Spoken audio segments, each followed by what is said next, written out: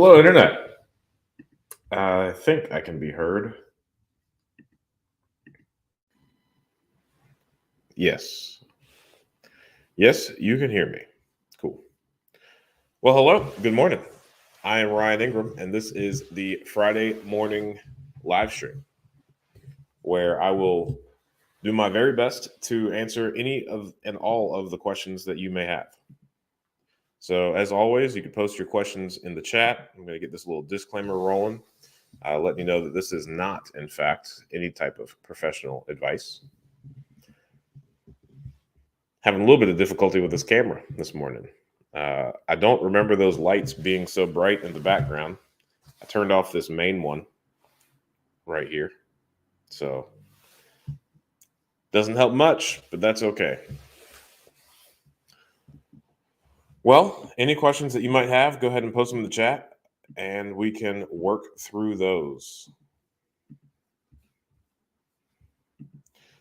See here, today is the biggest day that we've had so far this year, I would say. We're closing on 7 properties today, which feels pretty good. Of those 7, 5 are already occupied, and then 2 are vacant. Now, the 2 that are vacant, one was previously owner occupied. It's probably going to take, I don't know, $5,000 of touch-ups and sprucing up in order to get it rent ready. And then the other one, it's vacant, but it was kind of, sort of recently renovated. It's like they took it to 85% and then just called it quits, which is fine. Getting to 100% is really difficult. Oftentimes, I think that's probably one of the most difficult parts of renovating a property is that last 10 to 15%.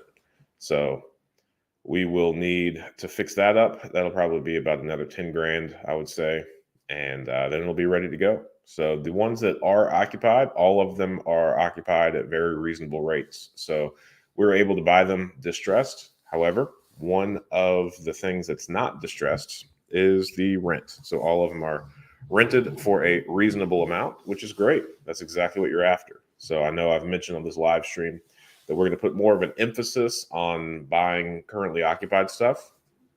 And one of the main reasons is just to lessen our vacancy rate.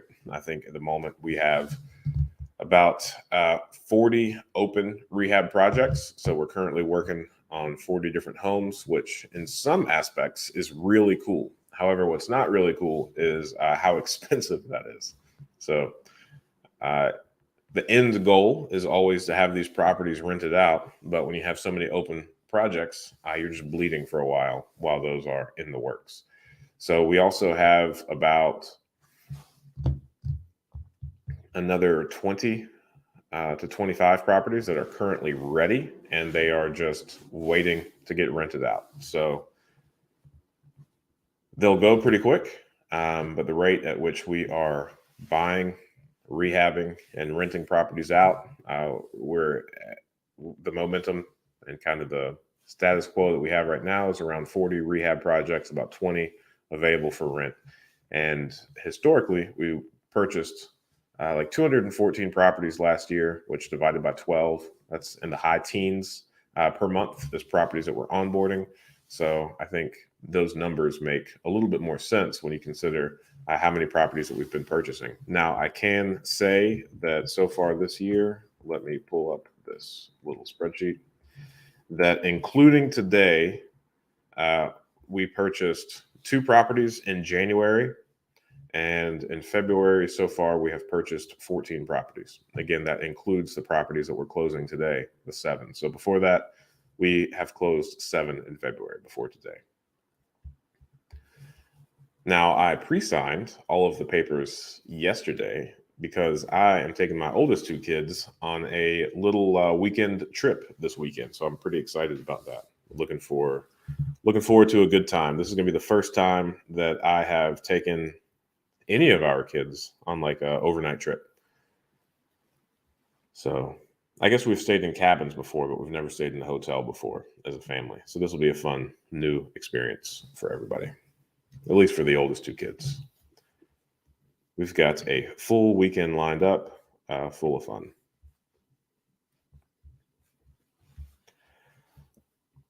So after today, let's see here, we will have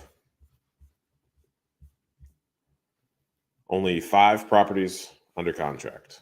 So our goal this year, same as last year, is to buy 200 homes. However, the thing that we are focused on more so this year than we were last year is getting our overall total number of vacancies down tremendously. So if we only end up buying 100 homes this year, we will be happy. If we end up buying 150, we will be happy. If we end up buying 50, we'll be okay. So the way that the business model works is we have private lenders that lend to us to purchase and rehab these properties. So those that want to continue lending to us, we will reuse their funds. So as soon as we do a refinance, let's say we do a refinance of $2 million worth of private lender money, and all of them want to continue lending to us, then we will go out and reallocate that $2 million to acquire new properties. So since we've already purchased 214 last year, one could assume that if prices don't change too greatly, then, and we do like a 1-for-1 for all the lenders that want to stay with us, then it'll naturally be around that 200 property mark. So that'll be good. But at the same time, again, emphasis on buying occupied stuff or things that need a very small amount of work. As far as the really large projects and us taking on those, we've had our fill for a little bit. So even though it's one of our favorite things to do for the community, especially because Dayton, suffers from having so much housing stock that's just vacant. I think at the last count that I've seen, there's about 10,000 vacant homes. However, I heard the mayor speak recently, and he said that there's only 1,400 vacant homes in the city, which I think he was only counting the properties that have been deemed a structural nuisance that should be torn down. I think that's what he was referring to. And he was saying that some initiative that they're doing is over the next 3 years, they're going to knock down about 1,200 homes, which is about the same as what they've been doing, which is knocking down about 500 homes per year. So that's good.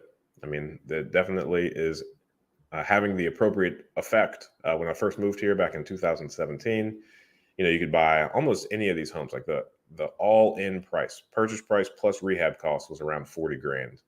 And now if a property is in good shape in these same areas, the properties are selling for like 120, 130,000.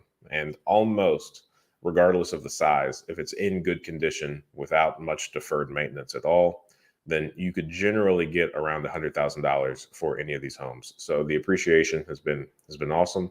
I'm sure that has a lot to do with the city knocking down homes and also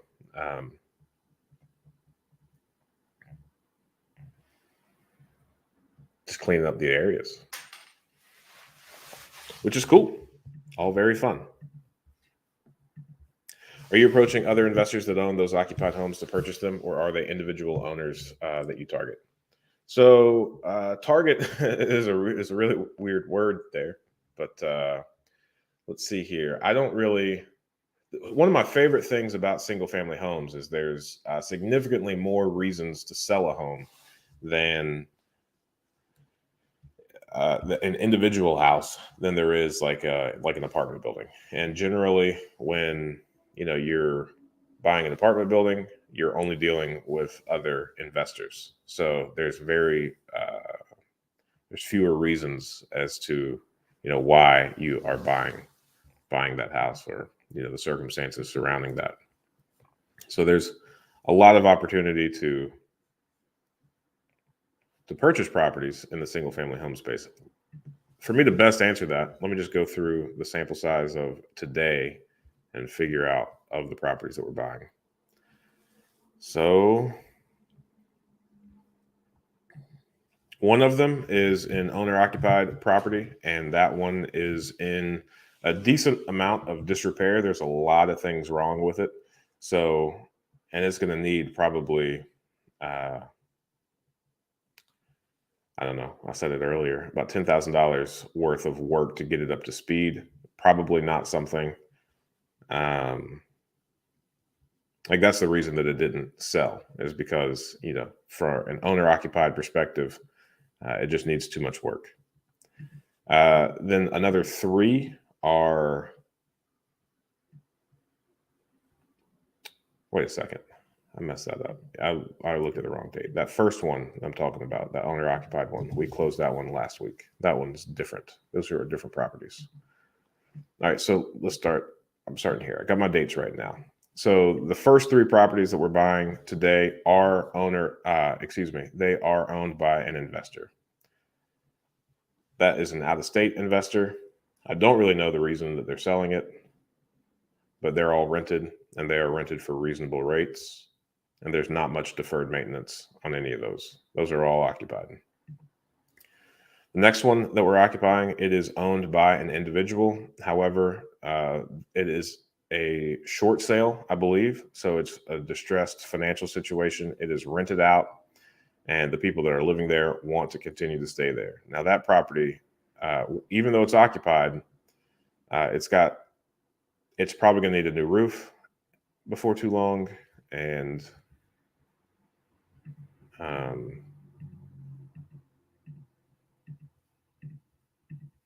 but it's rented out for a reasonable rate. But it's a short sale. The next one is owner occupied. Not sure why they're selling.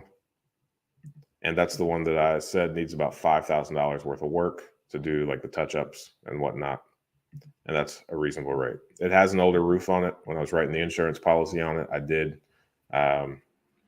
exclude the roof. There are some shingles missing, all that. So it's not like tip-top shape, but pretty close. And then the next 2 are also owned by investors. One of them, the lady has been living there for, I think, over 20 years. So that's pretty interesting. No, I do not. Currently, all of the properties that we purchase are inside the city limits of Dayton. There are a few in the suburbs. I had a conversation this morning with a couple investors, and I was kind of recalling what life was like in North Carolina and the municipalities. Here Dayton is unique. It's unlike any place that I've ever lived, where you can drive for 10 minutes and cross through 4 different municipalities. So we primarily focus on places that are inside of the city limits of Dayton. However, just the way that these municipalities are governed or separated or whatever you want to call it, we also purchase properties in the surrounding areas. But again, from a long-term perspective, the kind of impact that we're looking to have in helping the community kind of round the corner, fix these vacant home issues, and help have some type of impact on the kind of the livability of the area. We're focused largely in on one area or a couple areas, but primarily inside the city limits of Dayton. We are regularly offered properties in other places, and I regularly say no. So for the foreseeable future, we are only in Dayton.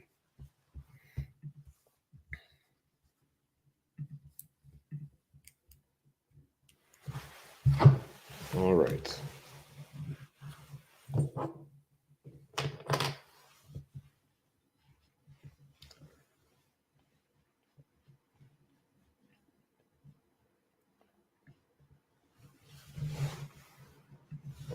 So I've got a couple of comments that I am going to talk about that came in over this past week.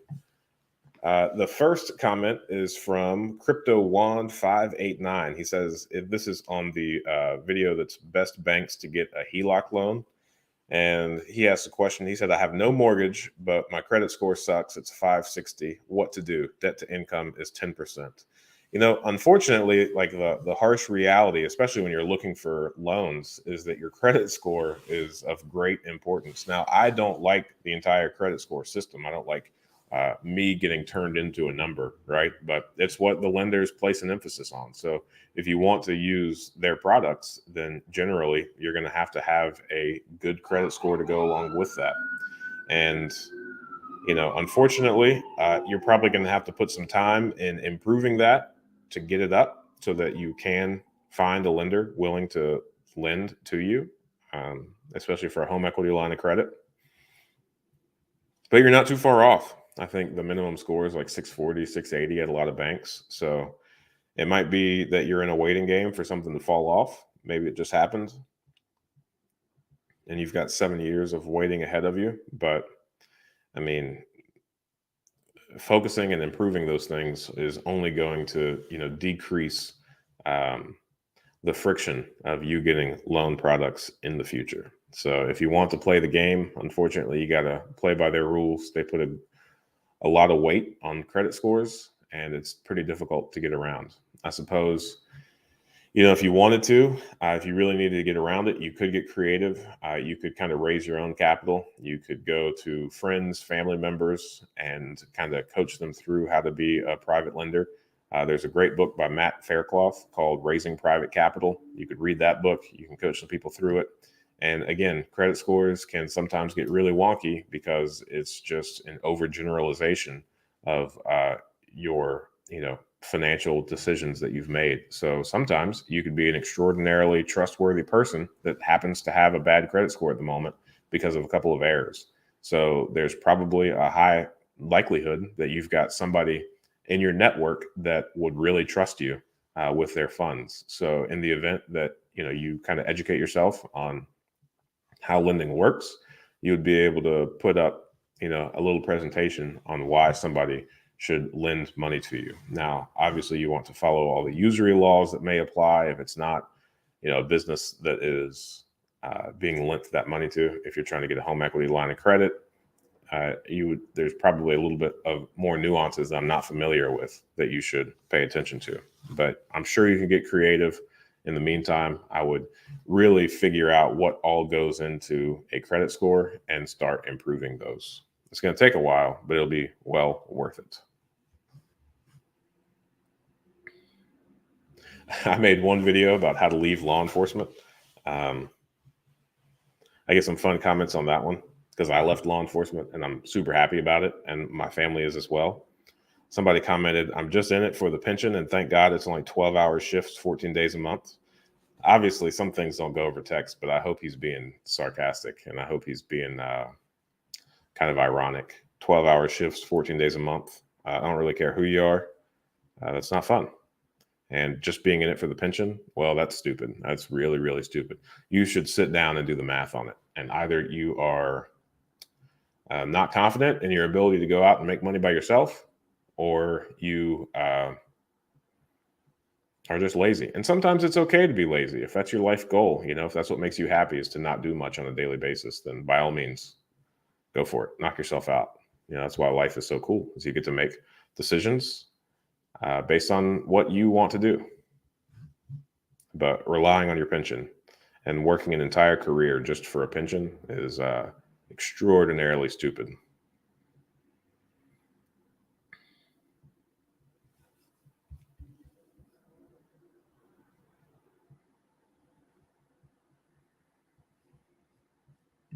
Good morning. Hey, Michael. Thanks. Yes, the family's doing very well. We're going to have a really fun trip. I'm going to take my two oldest kids out this weekend. We're going to stay overnight at a couple of different places, and I've got some days packed. They are extraordinarily energetic, especially my oldest son, Jackson, who's been in a couple of the videos. So my goal for this weekend is to wear them out. Come Sunday morning, I want them to barely be able to move. I've got a lot of fun things planned for them. Thanks for asking. And as far as the outlook on the 2023 market, I don't really have one. I can kind of see it both ways. I could kind of see how we only go up because, again, with inflation, asset prices generally increase. The interest rates can only impact so much, right? Like the inventory for the housing market has never been lower. So there are way more people out there currently that want homes, and there are more people that want homes than can actually have them. So yes, these interest rates are increasing, but all that's really doing is decreasing the buying pool. So there are tons of people out there that can still afford homes regardless of what those interest rates go up to, right? Especially if you have more long-term, kind of a 10 to, 40 or 50 year outlook on it. If these are assets that you want to hold for longer than 10 years, then hey, you can buy the property, you can refinance when interest rates go down. So again, until the housing shortage is addressed, which would mean a significant amount of building, I don't necessarily, there's not a compelling reason as to why the housing market should crash. Uh, so truly, I could see it going up, maybe getting stagnant for a while. Now, I know that there are, it's not like the real estate market is one national conglomerate, um, one homogenous group of people where what happens in the California market will impact the Florida market. It's just not true. But there are some areas that are overbuilt that are extraordinarily inflated. California being one of them. They're the easiest to pick on, right? California and New York, where the smallest of homes is going for around $1 million. So that doesn't make any sense to me. But when you've got places in the Midwest where you can still buy a home to live in for 60, 80 grand, uh, not too compelling. When you're able to buy a house for lesser than the cost to build it, I would say that's good. So there are still too many places around where that is possible, uh, to think that all of the areas will be impacted exactly the same. So I'm sure whatever is going to happen this year is going to greatly impact some areas and not so much in other areas. It's just a matter of, kind of where you live and what your local market is like and what your local people are doing. So that's kind of my gut, is I'm really just kind of leaning heavy on this housing shortage, knowing that there just aren't enough houses for people that want houses.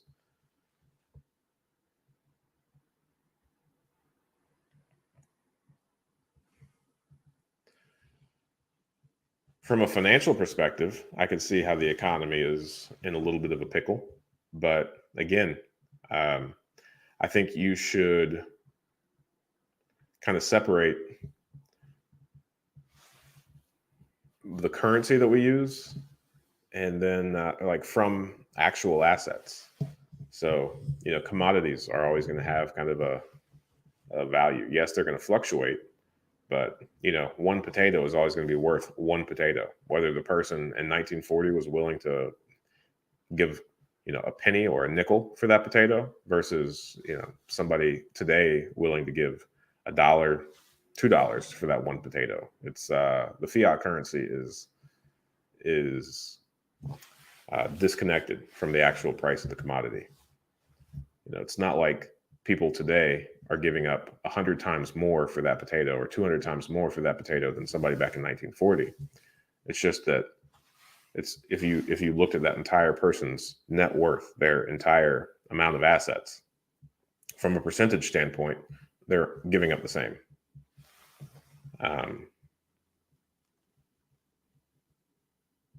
From a wage perspective, they're giving up the same. The inherent value of the potato did not change.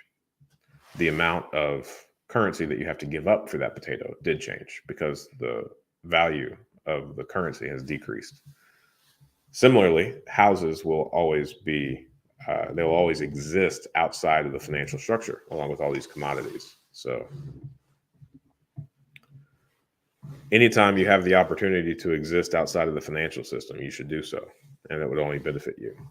If somebody told me that they wanted to put their entire net worth into potatoes, maybe you shouldn't pick something so perishable, but by and large, it's going to be the appropriate decision to make, because unless it's extraordinarily subsidized by the government or some type of grant programs, then those assets or the commodities will continue to increase along with inflation. So that way, you're not necessarily losing anything. Now, if you keep your money in cash, then yes, anticipate losing whatever inflation is.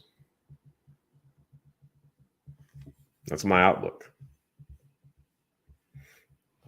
One of my favorite people who died a while ago, Jim Rohn, I like to listen to him a lot.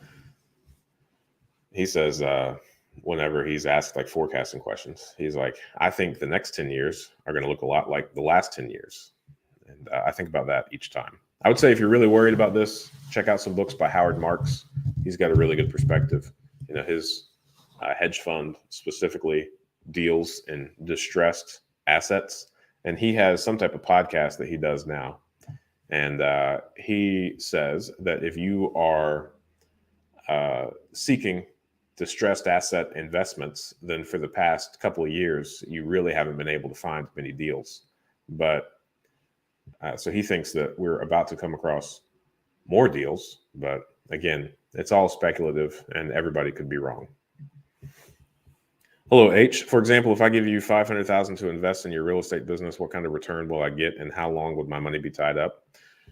So I get this question. I respect that question, but words are important, right? So the way that we borrow money is people lend us money. They don't really invest in our business. They lend us money that is secured by an underlying asset by a first position mortgage. So it's a mortgage. You are essentially the bank, and we are bringing you an asset for you to finance. So generally, our average loan terms are at 10 or 12%. That's interest only. That's paid out monthly.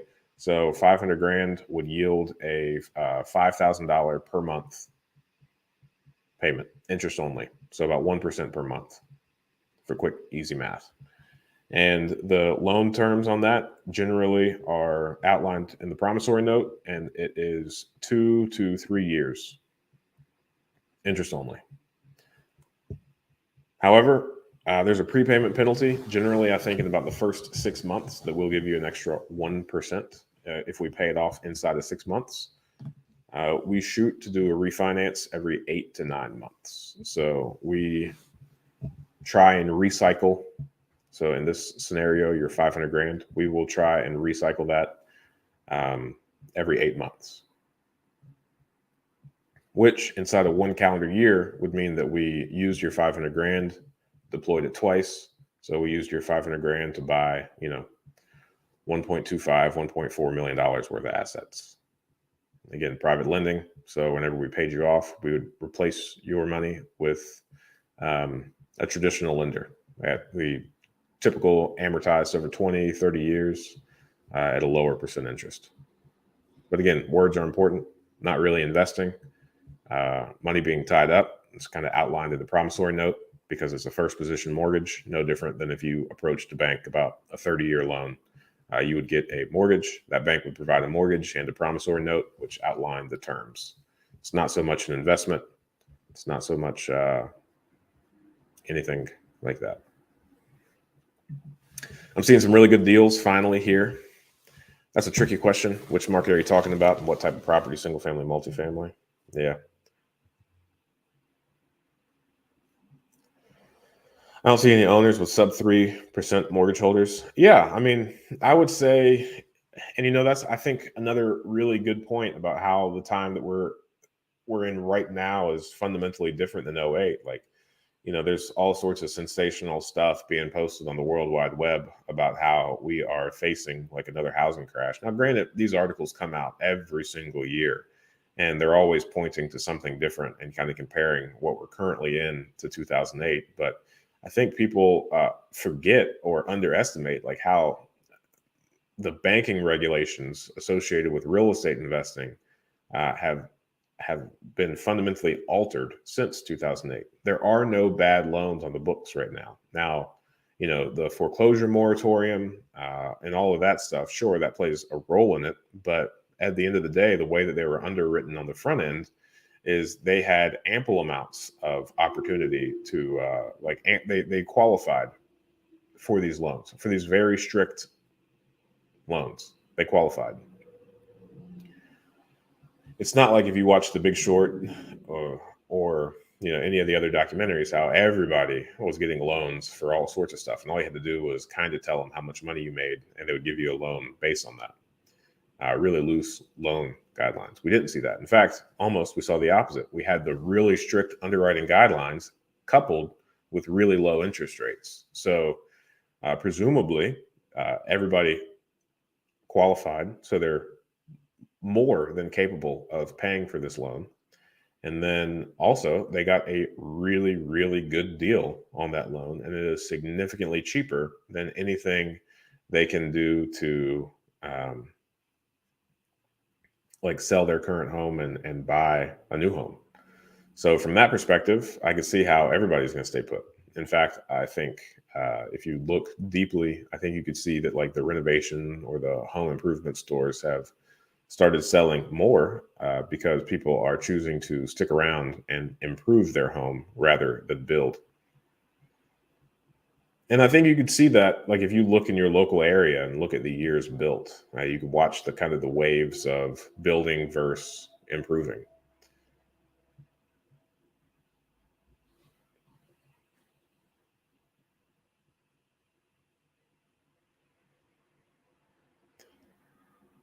And then I know I've talked to a couple of people where because their interest rate is so low, they're looking at renting their property out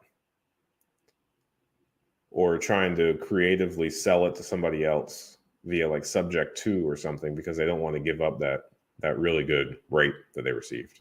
So great points. I like your outlook. However, historically homes are highly correlated with the stock market. I don't know. I think I would I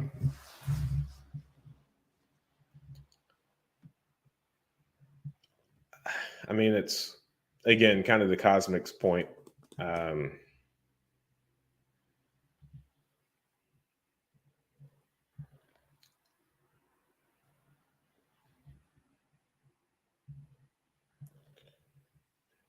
it's really difficult not to see eye to eye during these conversations because it's so incredibly nuanced. Like, what exactly are we talking about?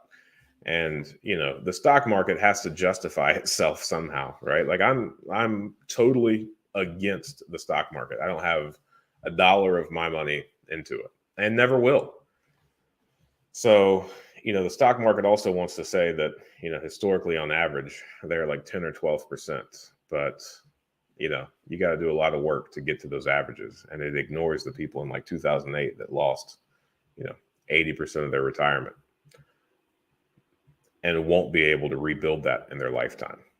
So, and then as far as the housing, I mean, I could see how if you correlate top end retail owner occupied sales to the stock market, that makes sense because when the stocks are up, people are going to be, cashing out, like kind of like this with this crypto boom, where people like to make fun of a lot of the people that became cryptocurrency millionaires and then bought like really expensive homes. I can see how that happens. Um, and then I could see how when everything tanks, they have to sell those because they can't afford them.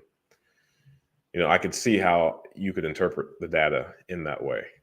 But if you're not out here buying full market retail homes, like if you're not paying top dollar for your personal house to live in, and that's the only house that you own, I would say, sure, it probably does correlate with the stock market pretty well. But again, each area is different. And, you know, here, um, especially in the Midwest, the little Rust Belt, it's been so just fundamentally depressed from a population perspective, from a jobs perspective, because all the manufacturers and whatever have pulled out. Well, that's going to decouple from the stock market correlation because the playground of this real estate is in a fundamentally different economic picture than the rest of the country. So very nuanced conversation, which I'm sure if we sat down and talked for multiple hours, both of us would end up being correct using different examples. It's kind of like I went to Southeastern Baptist Theological Seminary for my undergraduate degree. And, I always had a significant amount of respect for our theological professors. And, two of these theological professors could have fundamentally different views and beliefs. And you listen to one of them, and they list all of their facts and all of their reasons for their position. And then they could list all their facts, all their reasons, all their scriptures against the other person. And then the other person could do the exact same thing. And if you listen to both of them individually, you would agree with them. And I found the same to be true. Now, that was my first exposure to it at Southeastern Baptist Theological Seminary. But more broadly, you can see that from an economic perspective. You can see that from a philosophical perspective, pretty much about anything. So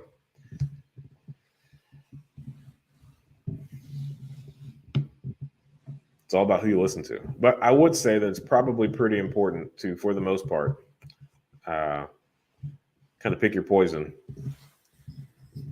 and follow it. If you listen to too many different people, you'll never really get anything accomplished. You'll get tied up in all sorts of debates and whatnot. Like, there's just as many reasons as to why I shouldn't currently be building a single family home portfolio as there are for it. Are you near the train accident? Those poor citizens are having to deal with a toxic mess. I don't know. I haven't Googled how close we are to it.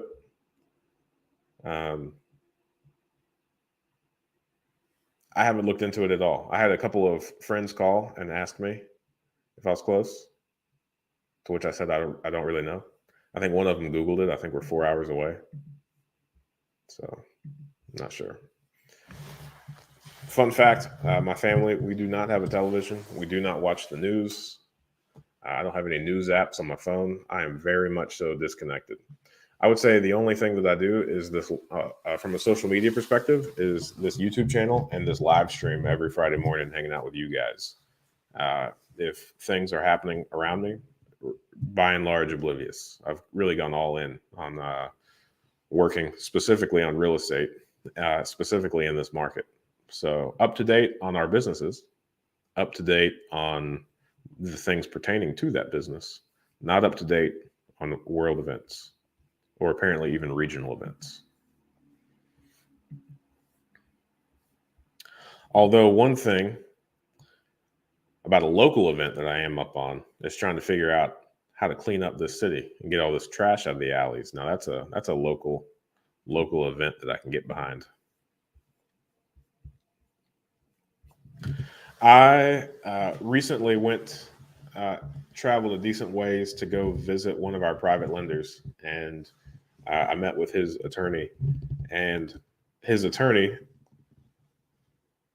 we talked for a couple hours about all the nuances and the, outlets of our business, and also just, around us from a personal perspective. And his attorney's assessment of me made me laugh a lot. And he said this right in front of me, and he meant it very lovingly. And he looked at, his client, our lender, and he said, this guy is a fantastic person to do business with. This man is a horrible person to go on vacation with. I thought that was really funny, but very true. Very true.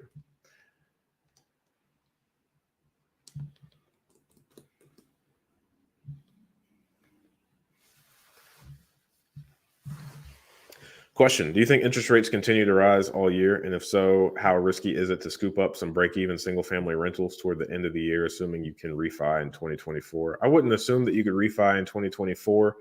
I'm not really sure what interest rates would do, but you said single-family rentals, so I know how to answer this question. And that is, if this is an asset that you want to hold for the next 10 to 30 years, or even longer, then you should buy it and not be deterred by the current interest rates.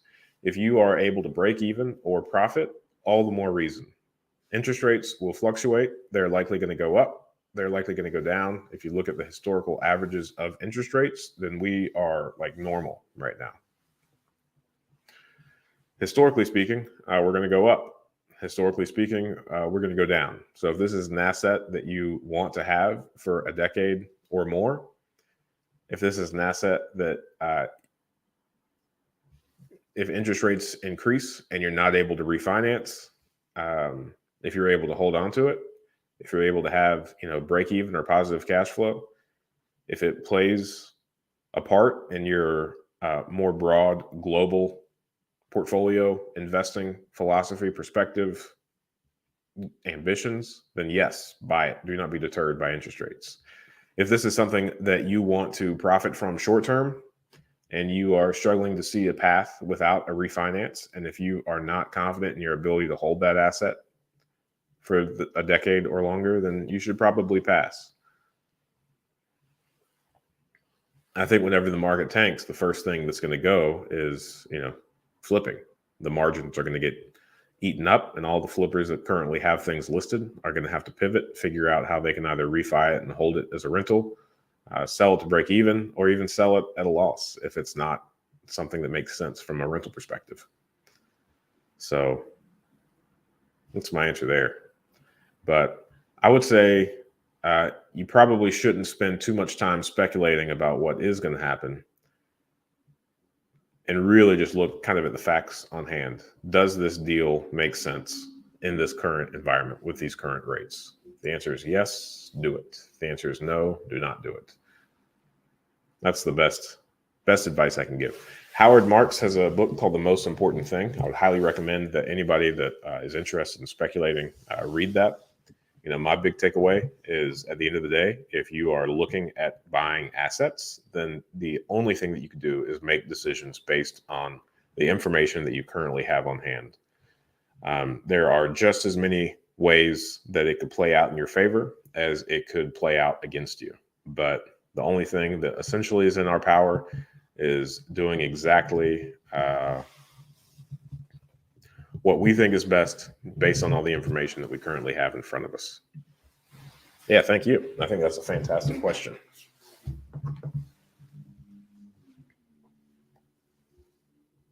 Oh, here's another question that I think is really fun, and I get it frequently, and sometimes I refuse to talk about it.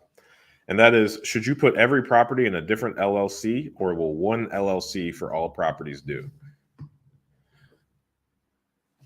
Now, there was a time when I set out to write a book specifically about answering this question to the best of my ability. And in all of the research, I figured out that it would be a book of infinite pages, because as many people that are pondering questions, there's a personally tailored answer for that particular person. It is 100% a personal preference, personal choice. And the best way that I could summarize it is, if you get an attorney in a room and an insurance agent in a room, what the attorney is going to do is he's going to want to divide up your assets in as many different entities. So in the event that you had to lose one of those assets, it would not hurt your global overall portfolio, right? What the insurance agent is going to want to do is he's going to want to make sure that each one of those entities has an appropriate amount of insurance, so that in the event that some type of liability claim or other peril or event of loss occurs, then the insurance would be sufficient so as you do not lose that asset. So ultimately, what it comes down to is, what is it going to take for you to sleep well at night? If you think that it's possible that one of your assets has the ability to compromise the entire LLC, the entire entity, if you group everything together, and if you think that one asset has the ability to kind of wreck you from a personal financial perspective, you should do whatever it is that that attorney and the insurance agent decide to put your mind at ease on that. Because at the end of the day, nothing in life is worth your ability to sleep well at night from a personal, financial, and wealth building perspective. So whatever it takes for you to feel good is exactly what you should do. I know some people that have all of their properties in their personal name.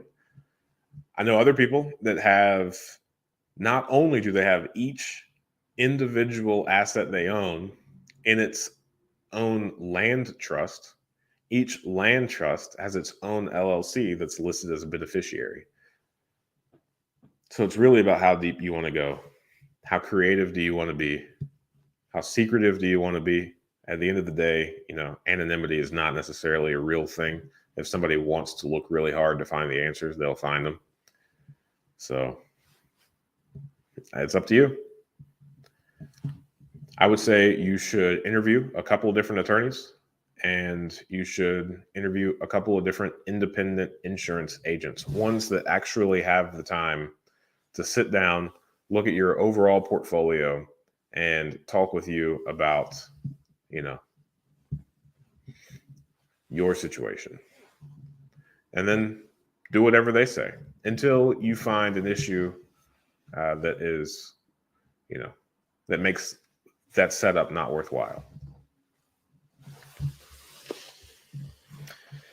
How do you deal with bad renters? And have you ever do you ever inspect the home of your renters? How do you deal with bad renters, and do you ever inspect the home of your renters? That is a really cool question, which you almost answered your questions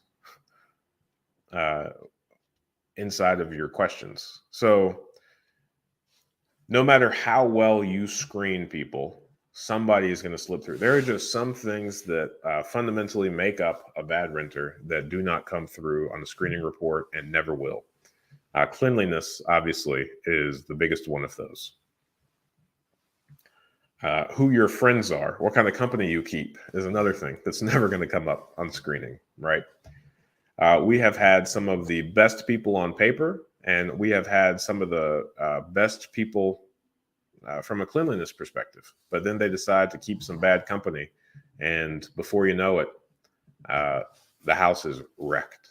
So your second question is how we do our very best to minimize the damages that your first question causes, and that is we utilize a company called Rent Check. Rent Check is a client-facing app, so it is something the resident will install on their phone, and it will do it'll walk them through like a self-inspection process. It'll ask them to take pictures of each room, pretty much anything that you want this inspection to focus on. Rent Check has the ability to cater this inspection specifically to what you're after. And from the client-facing app perspective, it kind of does that thing that I'm sure everybody on their smartphone has seen, where it enables the location on the picture, and it doesn't allow you to upload pictures. You have to take them with your phone, and your location has to be on, and you have to be able to see that it was in fact from that specific location. So that's pretty cool, and that will allow you to see pretty regularly what the condition of their home is in. You can even ask that they take a picture of their air filter with the date that filter was changed last in Sharpie around that. Now, obviously, if somebody wants to cheat the system and not be diligent or not do this, that's well within their right. The way that we do it is we have all of our properties loaded into Rent Check, and they're given the residents are given a certain amount of time to complete those. If they do not complete those in their time, we have a person internally that goes out and completes those. And Rent Check has saved us a minimum of 3 times now, where we have moved somebody in. For all intents and purposes, they were a good resident. They paid properly, but they kept a horrible, horrible home. In that case, we work with them. We give them X amount of time to clean it up. We'll do a reinspection. If that's not done, then if it's still a wreck, then we will go ahead and start the eviction process, because you really need to keep up with these properties. As I've said before, there is no chance that you can collect enough rent on a monthly basis for one property to handle all of the things that could potentially go wrong with it. And having somebody, keep dogs locked up in a basement and let them, do their business everywhere, to never doing their dishes, to keeping trash inside the house, attracting all sorts of pests. These things can get extraordinarily expensive the longer that they're allowed to go on. So if you're able to do a inspection on a quarterly or even an annual basis, you're going to save yourself thousands of dollars throughout the year. And know that while the most common cause of eviction is not paying your rent, uh, your average lease contains so many other items that you can evict for. Cleanliness and upkeep are most certainly one of those things that you can and should evict people on, because the longer you let them stay, the more expensive your problems are going to be. And the amount of rent that they're giving you is not going to make up for, in the end, all the damages that they do. Fantastic question, H. Thank you. And with that, I think I'm going to go. I think I'm going to go ahead and get this vacation with these kiddos started. Because again, my goal is come around Sunday, I want these kids to barely be able to move. I want to have more fun than they can handle. I have no idea how effective I'm going to be at that, but I sure am going to give it a shot. Hey, I appreciate you all. Thank you so much. Next Friday, 8 a.m. Eastern Standard Time, I'll be right here to answer any questions that you come across. Between now and then, if you see a video and you have a question, go ahead and post that comment on the video, and I'll answer it. I do my very best to answer as many of them as I can, especially the ones that make sense. Next Friday, 8 a.m. Eastern Standard. I will talk to you then. See you guys.